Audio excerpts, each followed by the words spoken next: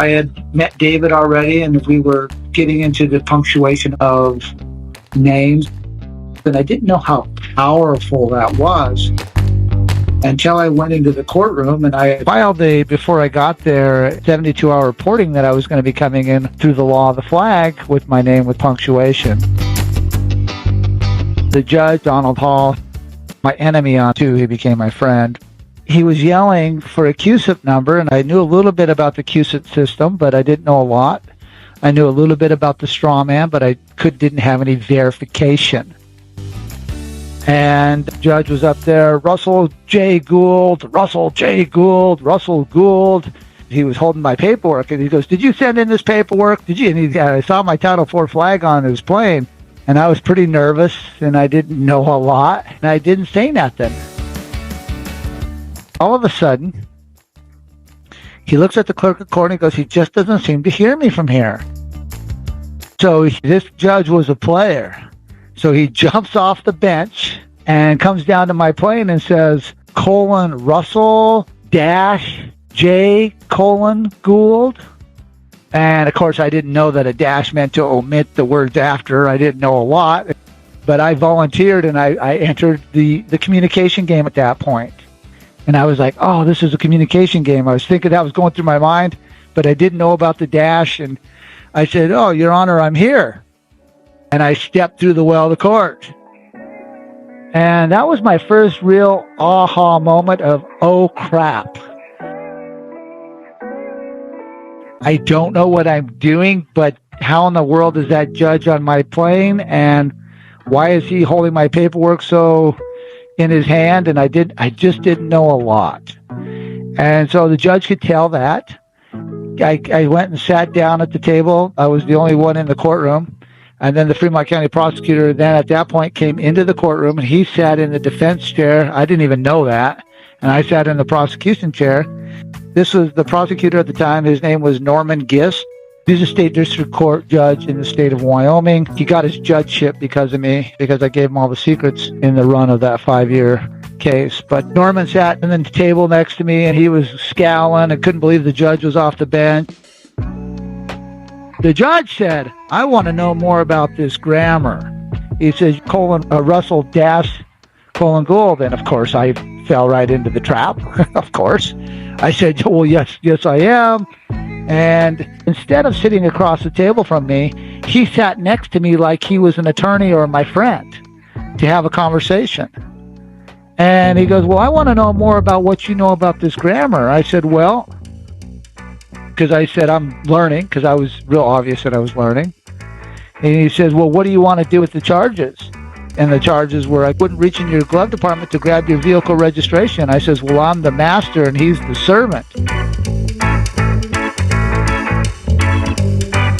And masters don't move for servants, and the servant was asking me to do something."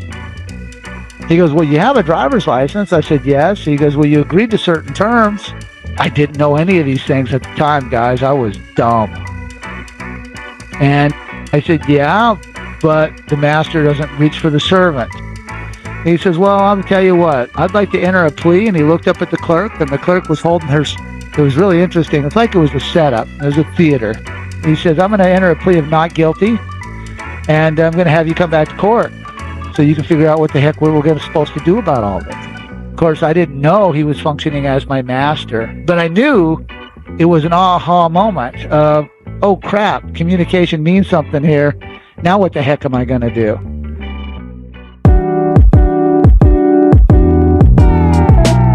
And so I got in and I started studying the hieroglyphics of what a dash was. I said, "I'm not a dash, I'm a hyphen," I told myself when I was going home.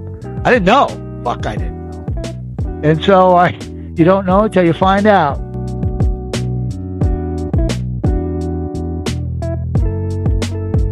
And so I went home and I studied up the difference between a dash and a hyphen.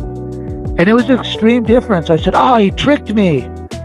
With it, I knew enough about timelines under 21-day communication state timeline that I communicated back to contest his entering a plea of me of not guilty.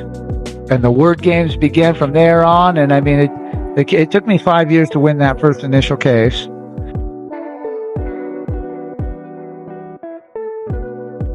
that judge knew enough, number one, to come off the bench, number one, to use the grammar to try to trick me in the grammar, even though I was identifying the grammar as the trick.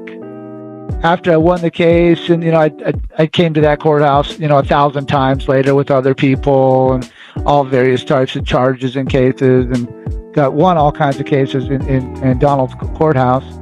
And when I was in Wisconsin, actually that judge, because of the level of commitment that I had during that trial, that judge actually wrote the Wisconsin judges up in Wisconsin when I was involved in another case in 2003, 2004. In Wisconsin, I knew a hell of a lot more and was able to win that case. But they prepared me on the grammar in Wyoming. And in that case in Wyoming, because of the level that I took it to, they actually dropped the word district out of Fremont County District Courts, because district meant demon god of the underworld for trickery, for trictus. Right? Dis in Latin means demon god. Tricked comes under trictus.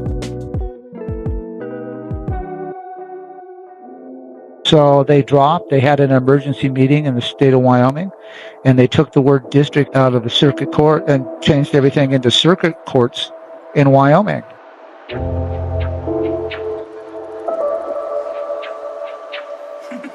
This is really the aha moment where grammar, in 1996, where grammar really came into play for me. And it changed the outlook of how I looked at things. I never fell for the trap again of dash. Never fell for the trick again of a judge sitting next to me and having his robe on. I mean, these are all things that I learned through the system.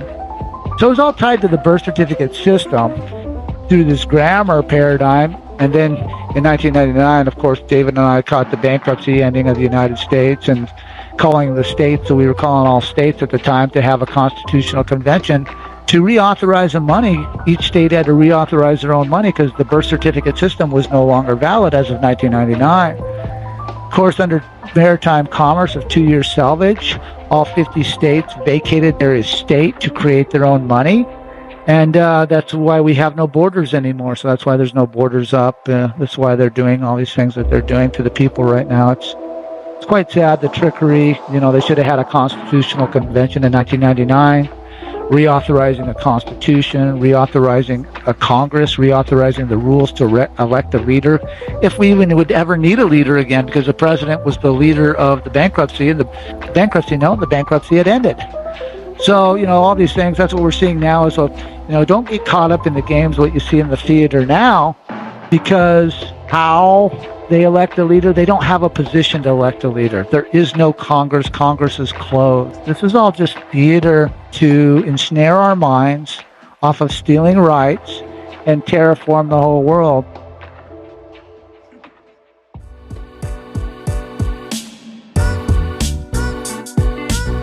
I thought a lot about how the grammar that they're using to try to elect a president, you see them using all kinds of word games in front of the general public where they'll italicize United States or they'll italicize United States of America. It's just a word game against the general public. But it's masterfully done. In this fake election, it is the first time, because the U.S. military and the U.S. government doesn't exist, and they've surrendered their whole system over to their AI systems. This is where Elon Musk comes in and visits Ramic or whatever the heck these adjective pronouns are. And it's the first time that you have the merger, the beautiful synchronicity of the merger of big tech and government, because there is no government and big tech has to run them because the AI is in charge of the people. When I went to the United Nations and went to the Russian embassy and talked to the Russian embassy, the volition behind that was to articulate the fact that the claim of the life claimants globally are not at war with anyone. We are in a condition, a state of neutrality. And that a fake government called the United States and the United States of America, who had zero authorization to exist as a corporation, did not have authorization to go to war on behalf of the claim of the life claimants, because the claim of the life claimants are in a position of neutrality. And the Russian embassy actually took my money as a filing fee for that neutrality position for the claim of the life claimant. I wanted to withdraw David and I's original filing August 12, 1999, on the law of the flag from the United Nations, because I didn't like the direction. I don't condone the direction that they're going with society. And what this does is it breaks the joint tendencies of usuries of the United Nations, which that means is a lot of corporations globally, like the International Bank of Settlements, the World Health Organization, NATO, the NGOs that are causing harm to society don't have the Global Postal Union and the Universal-Postal Union and the Unity-States of Our World Corporation and the Title IV flag has no joinder with those corporations. So the rollouts, if they have another fake pandemic, no matter where you are globally, the rollout will be done for the mandates, will be done by the United Nations for forced vaccinations. So I needed at this point, because I see a larger picture of what's happening here, to step this program away to safeguard all of you and safeguard myself, of course, too, so that we don't have to participate accidentally under usury with any forced mandates on vaccines that would come from the United Nations or the World Health Organization. The undermining of the natural law of the citizens globally, when you brainwash them and terraform through this mass migration mechanical system that they've put together, where they give them fake educations about societies that they're going into so that they have no cultural tie to those communities that they're stepping into to terraform and force ideologies on us as claim of the life claimants as migrants come in and out of our now space. So that's another real solid volition on why I was withdrawing my corporations from the United Nations.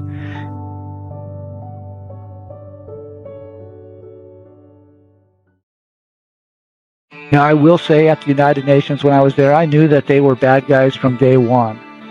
However, it gave me a tremendous position to get a huge education under diplomacy to rewrite the guidelines for the Vienna Conventions for consular posts and diplomats globally. And at the time, I was working with the Navy nuke submarine admiral who was teaching me quantum mechanics and quantum tunneling and all kinds of crazy stuff. But I don't want to really put that out there for the general public because most of the general public is still stuck in the 2D paradigm and 3D paradigm of the usury of the birth certificate system. And this is why we tender the claim of the life in step 7, which is the most valuable tool that I can give you guys to change out your usuries to set up a position of neutrality platform. So as they go to terraform the world and move into this AI system, which is what they have done in the United States, we're seeing a perfect sample of it right now. I mean, they couldn't orchestrate it any better. Please comprehend anybody you see running for president or anybody you see getting involved with this, they are mere puppets.